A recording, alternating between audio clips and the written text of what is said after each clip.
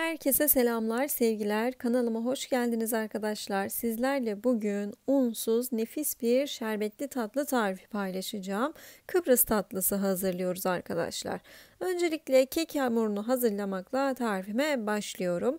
Büyük boy çift sarılı 2 adet yumurta kullandım. Sizler eğer orta boy ve küçük boy kullanacaksanız 3 adet yumurta kullanın lütfen. Çırpma kabıma yumurtaları kırdıktan sonra üzerine yarım çay bardağı toz şekerimi ekliyorum.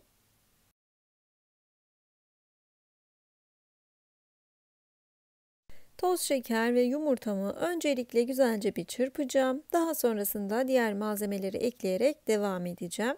Mikser kullanmanıza hiç gerek yok. Bu şekilde bir çırpma teli işinizi görecektir arkadaşlar.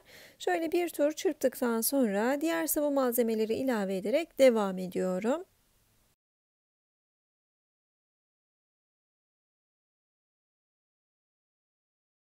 Toplamda yine aynı ölçüm bardağıyla yarım çay bardağı sıvı yağ ve yarım çay bardağı da süte ihtiyacımız olacak. Özellikle sıvı malzemeleri muhakkak oda ısısında kullanmaya gayret gösterelim. Tüm kek hamurlarında olduğu gibi. Şimdi tüm bu sıvı karışımları tekrardan bir çırpacağım ve diğer katı malzemeleri ekleyerek devam edeceğim.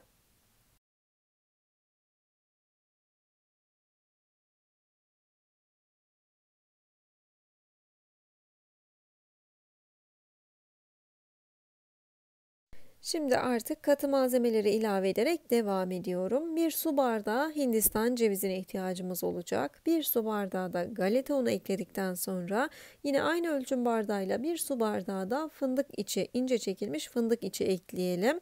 Eğer fındık yoksa ceviz içi de çok yakışacaktır arkadaşlar. Şimdi bütün bu malzemeleri tekrardan bir çırpalım ve ardından 1 paket kabartma tozu ve 1 paket de vanilyamızı ekleyelim.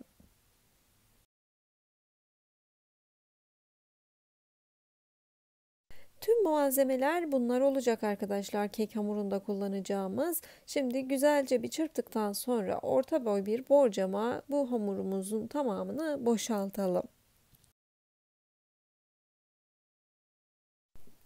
Kek hamurunun tamamını dediğim gibi orta boy bir borcama boşaltacağız ama öncelikle tabanını yağlı kağıtla kaplayalım veya benim gibi de bir sıvı yağla yağlayalım arkadaşlar. Ardından hamurumuzun tamamını boşaltalım ve önceden ısıtmış olduğumuz 180 derecelik fırına göndererek alt üst nar gibi kızarıncaya kadar kekimizi pişirelim. Kekimizin kıvamı tam da bu şekilde olması gerekiyor arkadaşlar. Normal kek hamuru kıvamında akışkan bir kıvam beklemeyin. Bu şekilde olması gerekiyor. Dediğim gibi un kullanmadığımız için içerisinde çok fazla pürüzsüz bir kıvamı olmayacak. Şimdi tamamını boşalttım. Kaşığımın tersi yardımıyla her tarafına eşit şekilde yaydırdıktan sonra artık fırına gönderebilirim.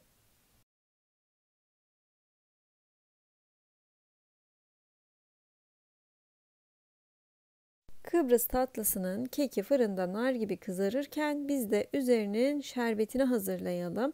Fırından çıktığı anda buluşturmamız için öncelikle şerbetini hazırlamakla devam edelim. Şerbeti için ne kullandım? Toplamda 1,5 su bardağından az fazla olacak şekilde, yani 2 su bardağından az eksik olacak şekilde toz şeker ve yine 2 su bardağından az eksik olacak şekilde de gördüğünüz gibi suyumu ekliyorum. Birkaç damla da limon suyu ekledikten sonra şöyle limonun bir parçasını da içine atarak yaklaşık kaynamaya başladığı noktadan itibaren 5 dakika kaynatalım. Kaynamış olan şerbetimizi öncelikle bir kaba alarak soğumaya bırakalım.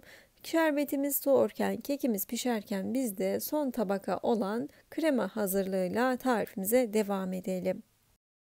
Üzerinde isterseniz sade krem şanti kullanın, isterseniz pastacı kreması kullanın ya da benim gibi evinizde hazırlayın. Her türlü nefis olacaktır.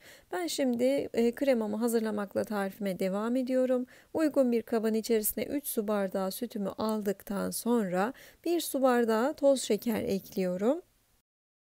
Şeker oranı tamamen size kalmış. İsterseniz yarım su bardağı da kullanabilirsiniz. Şimdi üzerine yarım su bardağı olacak şekilde de unumu ekledikten sonra tüm bu malzemeleri güzelce bir çırpıyorum.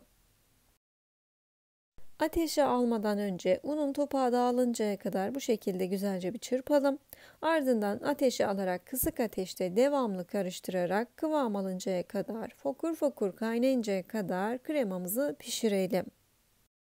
Güzelce kaynadıktan sonra ateşten indirelim kremamızı. Gördüğünüz gibi gayet güzel bir kıvamı oldu. Şimdi içerisine bir paket vanilya ve bir tatlı kaşığı da tereyağı ekleyelim.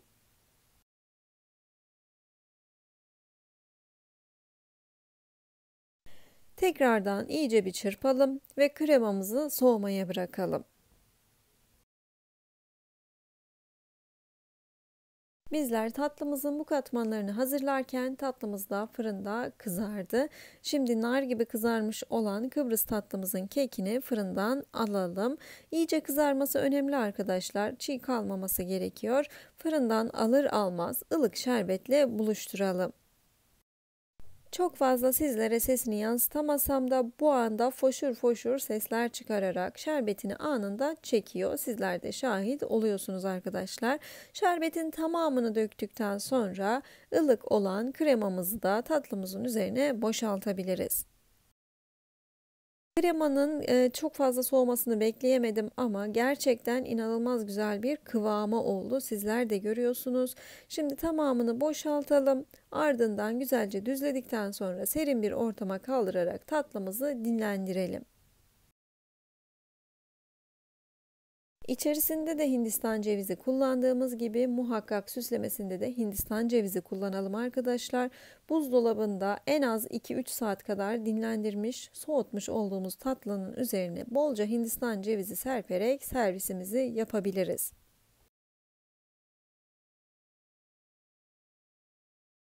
Ben çok fazla bekletmemek için artık tatlımın servis aşamasıyla devam ediyorum. Tam kıvamında çok hafif, tadına doyum olmaz bu tatlınızı ister çay saatinde ister kahve yanında rahatlıkla tüketebilirsiniz. Deneyecek olan herkese şimdiden afiyet olsun. Tarifimi beğendiyseniz lütfen beğenmeyi de unutmayın. Daha önceden paylaşmış olduğum birbirinden lezzetli tariflerime de göz atmak isterseniz yukarıya bıraktığım oynatma listesine tıklayabilirsiniz. Bu muazzam görüntü eşliğinde artık videomu sonlandırıyorum. Bir başka tarifte buluşuncaya dek afiyetle kalın.